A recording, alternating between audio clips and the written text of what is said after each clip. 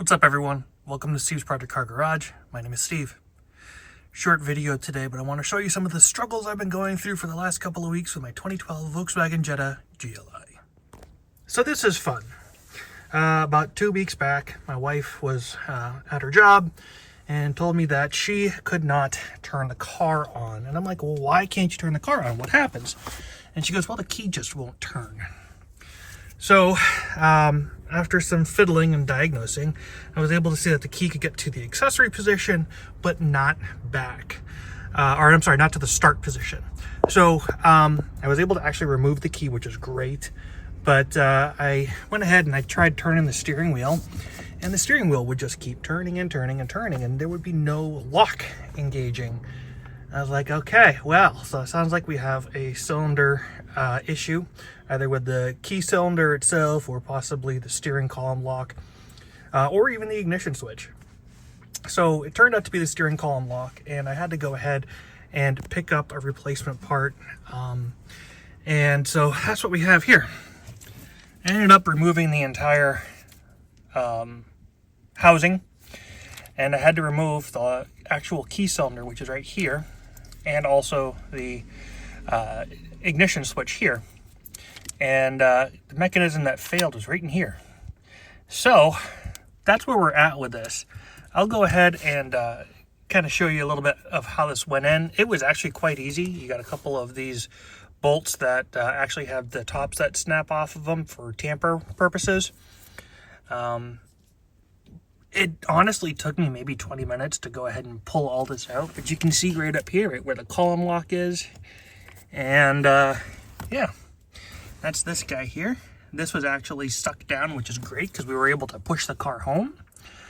But yeah, let me go ahead and get this installed back in, and then I will tell you all about the story. 2 hours later. Oh, here we are yet again, just a few hours later. Yep, that's Volkswagen life for you. Well, it's a few days later, and we're back home. So this video was originally going to be just me kind of talking about and griping about how much I dislike Volkswagen, and it wasn't going to be about wrenching. But guess what?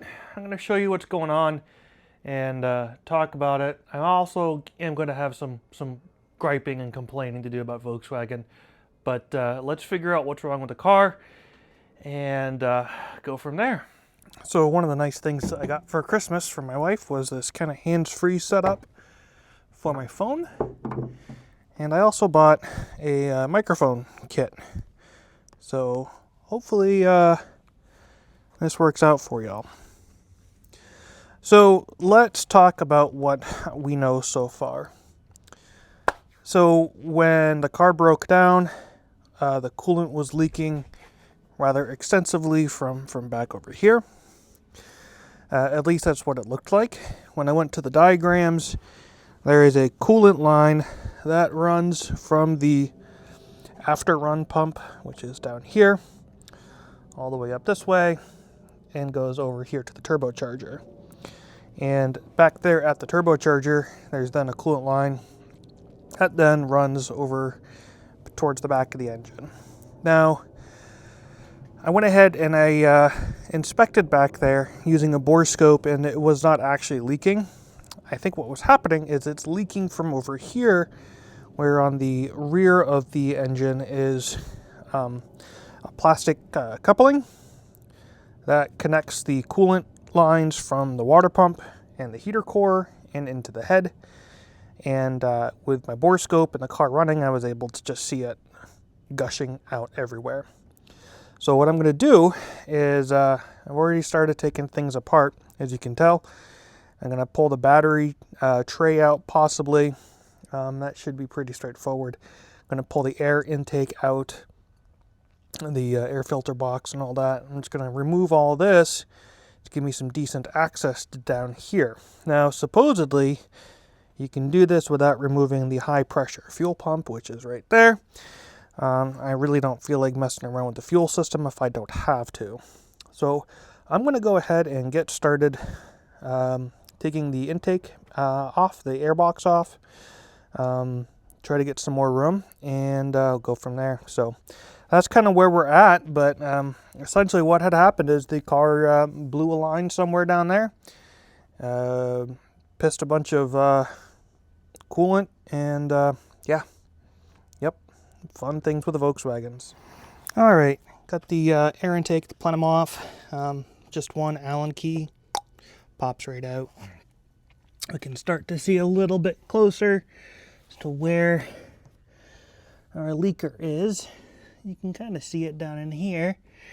I really kind of want to get better visual on it, but I know that it's going to be somewhere right in here. Question is where. So I'm going to see if I can get in a little closer, a little deeper, and find our gusher. All right, so I started it back up. I put the battery in because I wanted to get a better idea where the leak is coming from, and I really can't show you. It's hard, but it seems like it's coming out of this back plug for this bracket. So I think what I'm going to do is go ahead and remove the bracket. I want to say it's going to be like 2 T30s maybe. And should be able to just pull it out and see if it's an O-ring or what. I know these parts are prone to failure because they're brittle plastic. So I'm going to go ahead and poke around on in here, pull it out, and report back to you in just a few. Okay, so I was right. It's just a couple of T30s. I used that guy right there. One on the top, one on the bottom. And here's what we got. This is the stereotypical failure. So the plastic here is just completely disintegrated, and it has left a few little bits there in the head that I'm going to have to try to fish out. So I should be able to just go ahead and remove this clamp, get the hose off, and get a replacement in there and go from there. I'm going to consider replacing the coolant lines that go to the heater core. Oh, they don't feel too bad. There's no bulges or anything in them. I don't know, I'm going to have to think about that because honestly I think we're going to get rid of this car pretty soon because I'm getting tired of all the failures. But yeah, more Volkswagen plastic cooling parts for the win. Let me go to get this off of here. I'm going to get my pick tool and just try to clean this out as best as possible. Because, yeah, I mean, oh shoot, look at that. There's the O-ring. I mean, are you surprised that this thing failed? Not me. Oh yeah, here's the rest of it. There it is. That's what broke. And yeah, you can tell this has been broken for a while. And I think that it was just a progressive leak and eventually just total failure. So I'm guessing that when the water pump was replaced on this car, things got jostled around. Although this doesn't connect to the water pump. I may have actually done this, now that I think about it, because I had to replace that top coupling there for the heater core not that long ago. So that could actually be on me. But failure of plastic parts, even though this thing was bolted in, you would think that jostling it around wouldn't fail it there, but who knows. Anyways, enough of me rambling. Let me go ahead and get this finished up, get some parts ordered, and go from there. All right, so we're back in day 3 of the saga. It was 2 days ago that I got this removed. And as you can see, in its broken state. And I ended up replacing it with an aluminum one that I got off of Amazon. Not a big fan typically of buying things off of Amazon, but I mean, this is a, you know, chunk of aluminum essentially, so I'm not all that concerned with it. But it's aluminum as opposed to plastic. This is the way that Volkswagen should have done it in the first place. Just doing a side-by-side comparison though, I mean, these things look identical. Block off there, blocked off there. That goes to nowhere. This also goes to nowhere, which is silly. Like, I guess from a tooling perspective, it's easier to make them like that.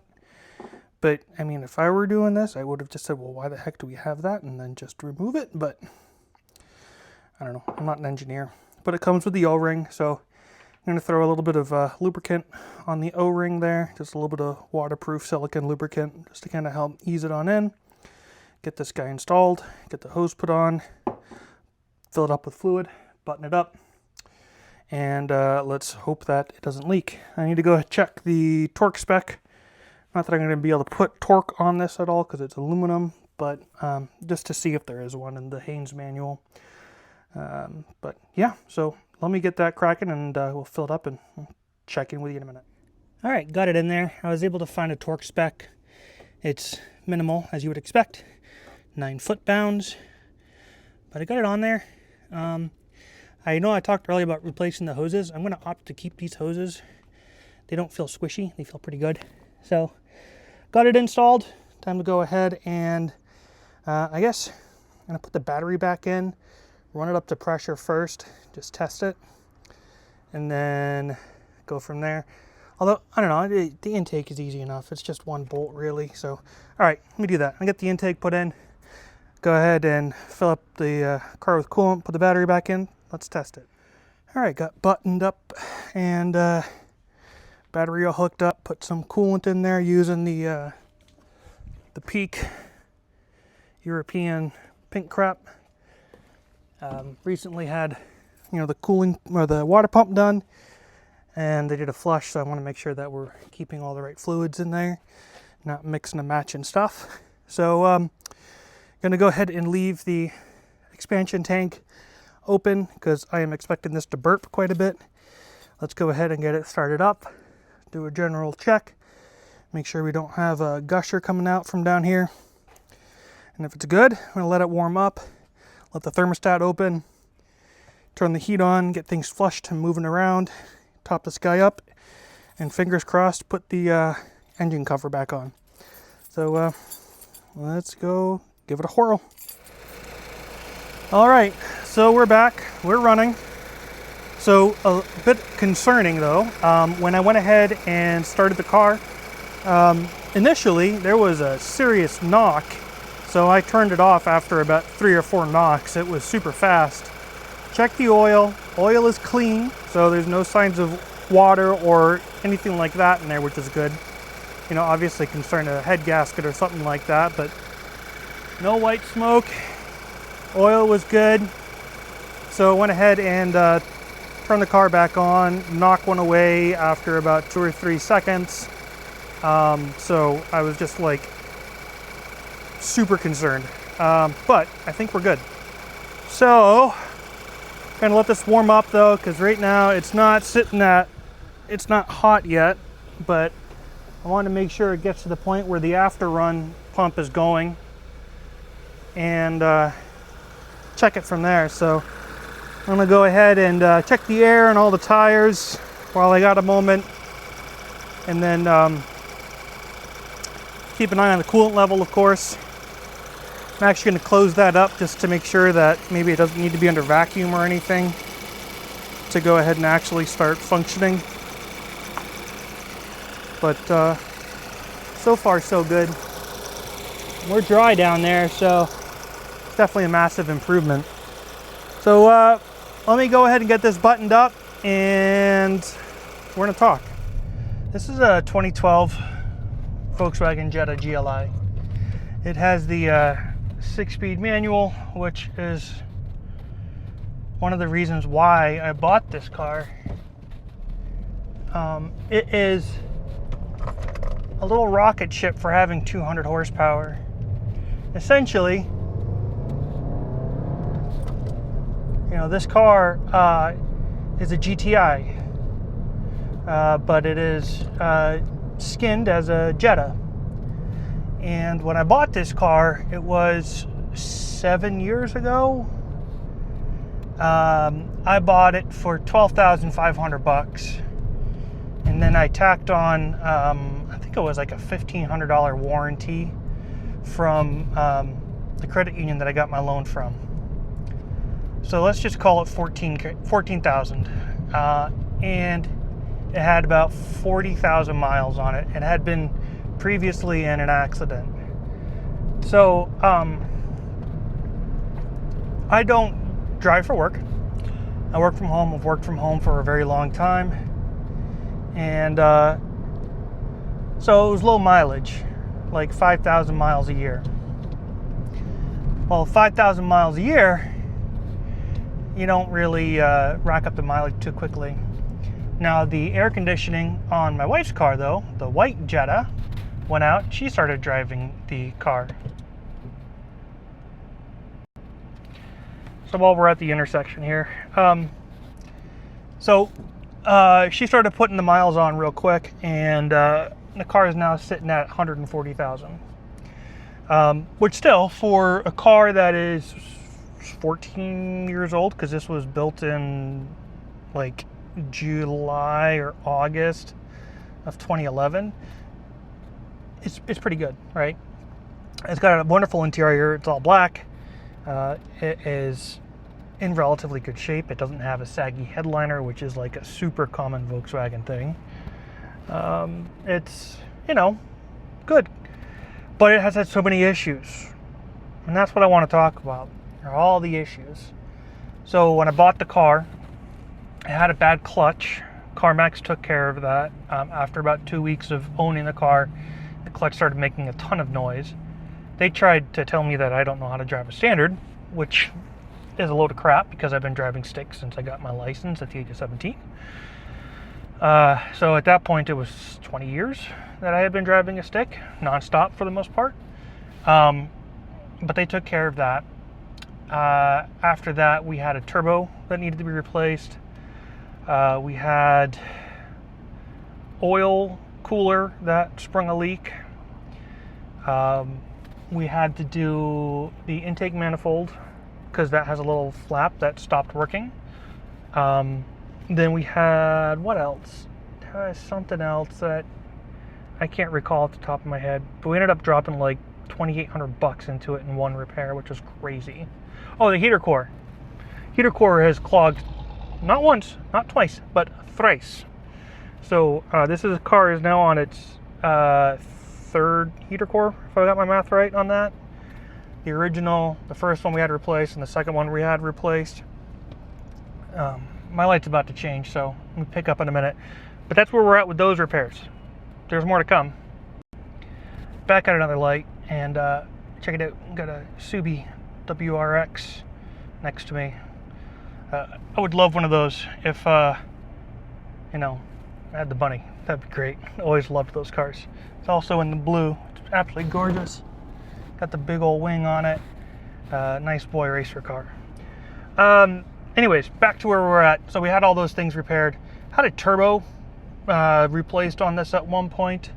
I don't remember what the issue was. I want to say it was wastegate, but that doesn't make any sense because I believe the wastegate can be replaced independent.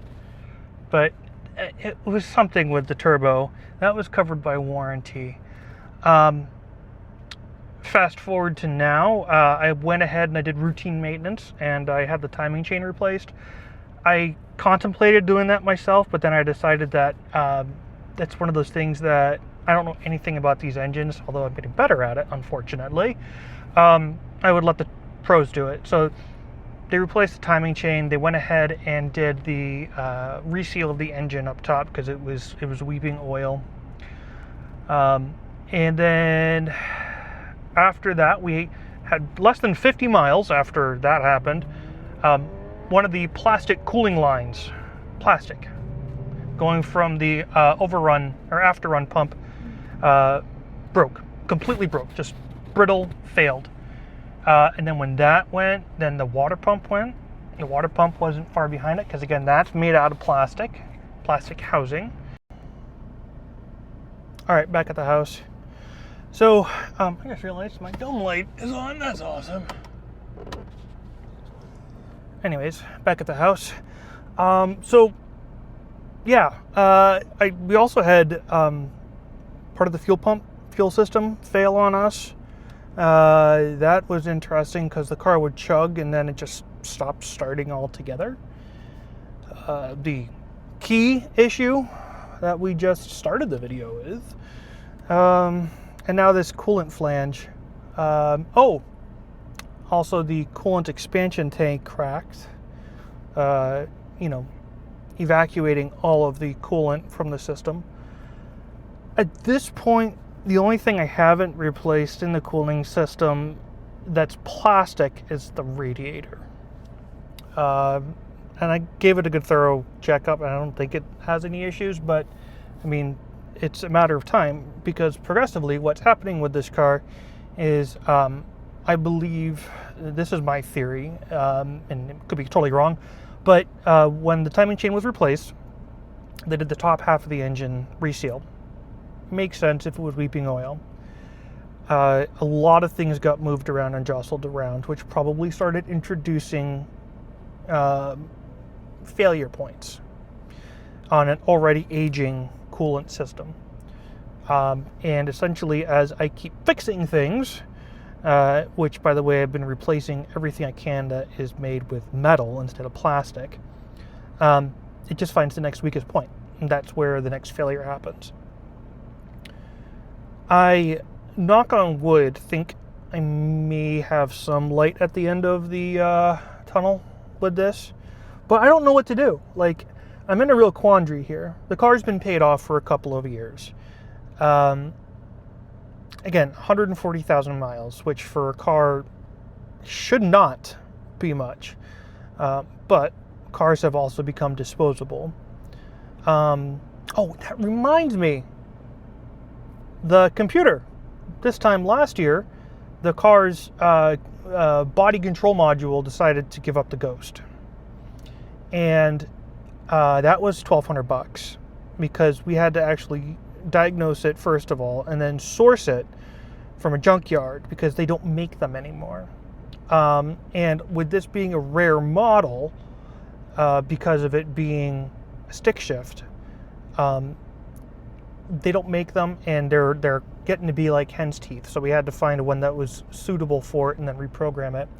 The other possible issue that we could have had was that the dash had gone, and if the dash had gone, because apparently that's also common to fail on these cars, there's no replacing them because it's for a stick shift.